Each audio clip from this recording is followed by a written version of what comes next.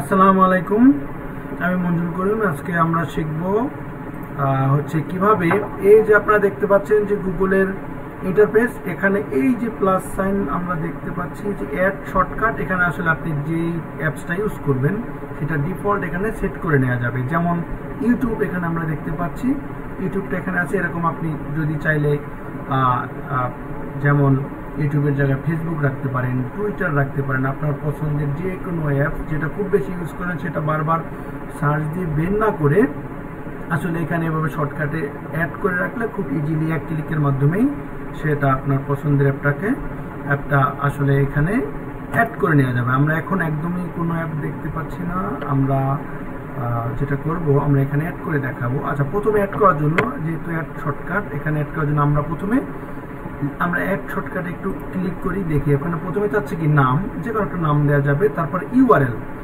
যেহেতু আমাদের ইউআরএল এবং নাম দরকার, নেম দরকার, তাহলে ইউআরএলটা আমাদের প্রথমে খুঁজে বের করতে হবে। নেমটা তো আমরা যে কোনো একটা কিছু টাইপ করলেই সেটা চলে আসবে। আর ইউআরএল দরকার, তাহলে আমরা ইউআরএল আনার জন্য আমরা প্রথমে গুগলে সার্চ দিব, লাইক ফেসবুক। আমরা এখানে ফেসবুকটা এভাবে করে সার্চ দেওয়ার পরে এই যে আমরা লগ ইন টু ফেসবুক, হ্যাঁ, আমরা এই যে এখানে দেখতে পাচ্ছি এই যে ফেসবুকের লোগো, যেটা আমরা সেখান থেকে নিব।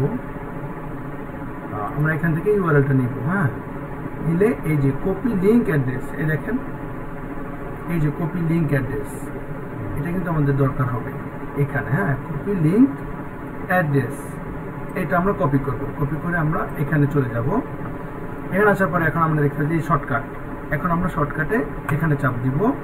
এখানে নাম লিখবো কি ফেসবুক, নিজের হাতে লিখবো ফেসবুক। আর আমরা যে ইউআরএলটা আমাদের কপি করা আছে, আমরা সেটা জাস্ট এখানে পেস্ট করে দেবো। তারপর আমরা এখানে ডান দিব। এই যে দেখেন ফেসবুক চলে আসছে, তাই না? এভাবে আপনারা চাইলে কাস্টমাইজ করে গুগলের ইন্টারফেসটাতে যে কোনো একটি অ্যাপস আসলে নিয়ে আসতে পারবেন। আমরা আরেকটি অ্যাপস নিয়ে আসি, লাইক ইউটিউব। আমরা ইউটিউব নিয়ে আসলাম। আমরা প্রথমে ইউটিউবে চলে যাব। ইউটিউবে যাওয়ার পরে জাস্ট ইউটিউব এইখানে ক্লিক করে ডান মাউস ক্লিক করে আমরা এখানে কপি লিঙ্ক অ্যাড্রেস করব। আমরা আবার তারপরে আমরা এখানে চলে আসবো। তারপর আমরা এখানে অ্যাড শর্টকাটে যাব। তারপরে এখানে আমরা লিখব ইউটিউব লিখব, আর নিচে হচ্ছে যে ইউআরএলটা কপি করা ছিল সেটা পেস্ট করে দেব। তারপরে ডান দিব। এখন ইউটিউব চলে আসছে।